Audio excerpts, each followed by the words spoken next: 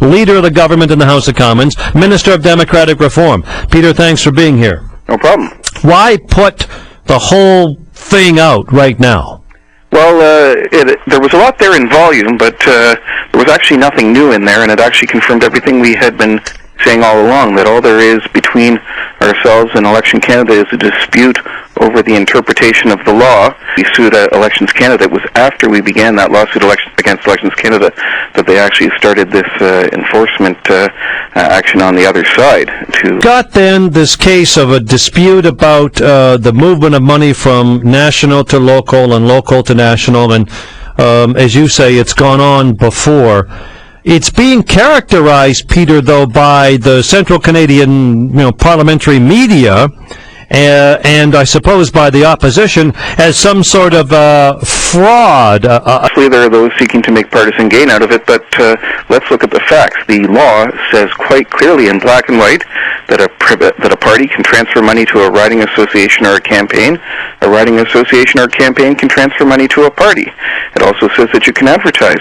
The concerns all come out of things not that were hidden, things that were actually fully disclosed in our returns that complied fully with law. They said other parties have done it. For example, in the last election, the Liberal Party had the same kind of regional advertising buy in New Brunswick.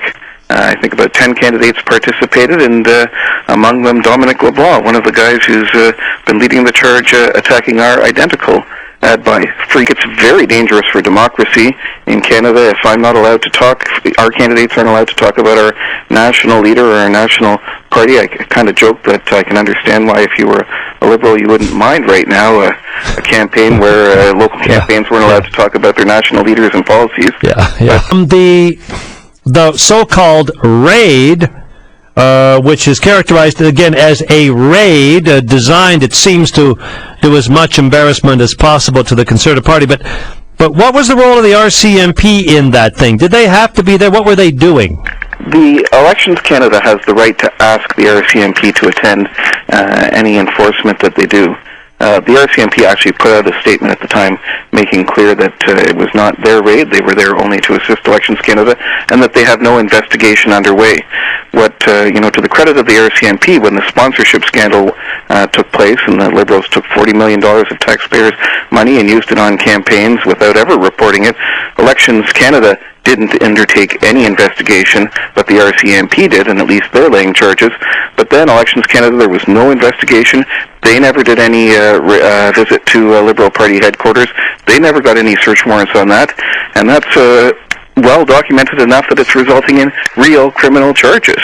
So then you're suggesting that there is some sort of is this payback? I mean, I know the Conservatives got into a dust-up with Elections Canada over Quebec, a lot of other issues that have sort of been bubbling along, Peter. Is this malicious on their part then? Well, we're simply asking that we be treated the same as other parties, and it's not unusual for people to have disputes with Elections Canada on these interpretations. Bob Ray just finished taking Elections Canada to court on the issue of some of the money in their leadership, and he actually won. The court said Elections Canada was wrong in that case.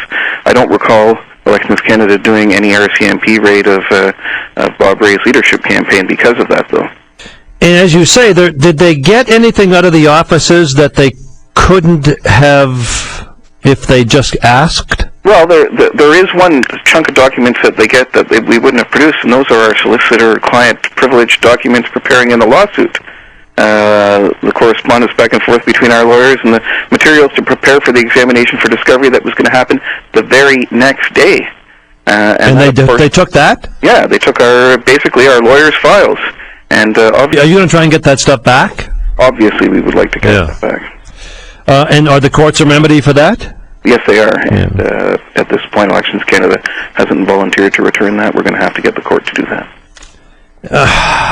This gets muddier and muddier as we go along. The interesting part about the whole thing, the optics of what they did was that only certain media, and the Liberals were there with their home video. I don't know how they found out. The CBC was there. Who else was there, Peter, when this thing happened? Well, I understand that at the start of the raid it was CBC, Radio-Canada, which is the French wing of CBC, and I believe Canadian Press. The Liberal Party was there if not immediately, very shortly thereafter, with a full camera crew in tow, and having those things on site, and none of the parties. And if I'm in the media and I'm charging down there to get a breaking story, my first thought isn't, I better call the libs. That's not what I do. Unless, of course, that's what you always do. Well, it is a good question how they knew so quickly, and of course it is offense under the criminal code to publicize a search warrant for its execution. We do want to get to the bottom of. Peter, this is nasty politics. That's what this is, nasty. Well, and the thing is, this is all really, again, just a legal dispute over how you interpret the law, which we have put on the table, that we took Elections Canada to court on. That's that. On Friday, of somebody in relation to that, who was the executive director of the Liberal Party. Yeah, but this thing is this is nowhere near the same kind of issue. It just isn't. It's a total contrast, and remember that in that whole episode, Elections Canada never raised a finger, no investigation, no searches. Media availability thing, the party invited in some reporters, I don't know if it was Toronto or Ottawa, and the ones that weren't invited are making a real stink about this. I mean, I suspect you can talk to whoever you want to talk to, right? It was ironic that the CBC complaining they weren't invited to this revelation of some of the documents you guys had. I think wasn't the Corp involved in shooting the execution of the warrant?